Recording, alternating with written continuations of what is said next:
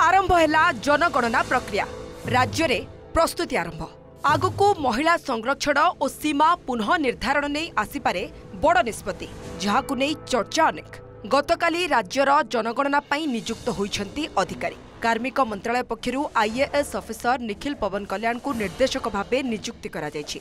December जाए से जनगणना दायित्व रे रहिबे।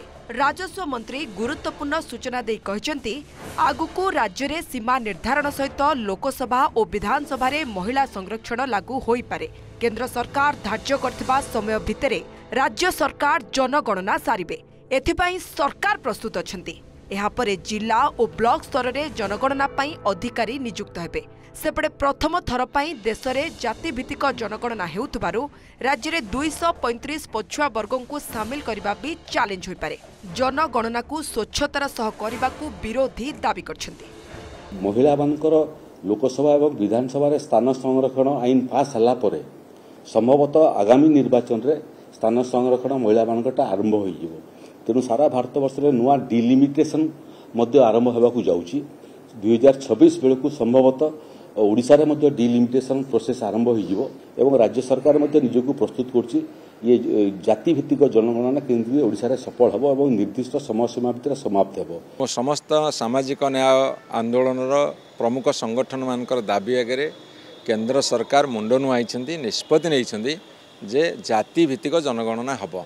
एइथिरे जणा पड़िबो को परिवार एवं को वर्गर को जातिर लोक केते डेभलप होइछंती निर्भुल भाव करने को मो सरकार को निवेदन करुँची। से गोटे ट्रेनिंग दरकार ऑफिसर मानकर एम्प्लॉय मानकर। स्वाधीनता परठारु देश रे होइछि 7 थर जनगणना।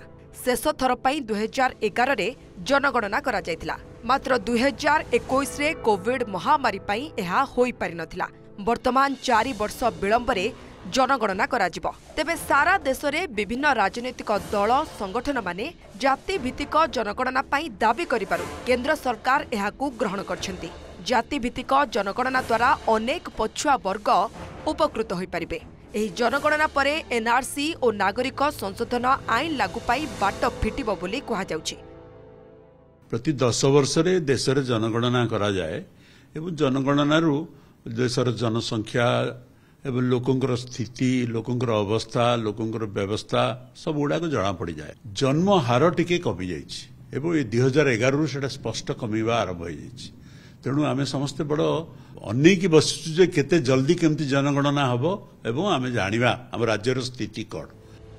जनगणनारू नागरिकों सामाजिक आर्थिक स्थिति सह बयस और लिंगगत परिसंख्यान स्पष्ट होता है। देश में शिक्षितों संख्या केते ताहा मध्य जना पड़ी थाए।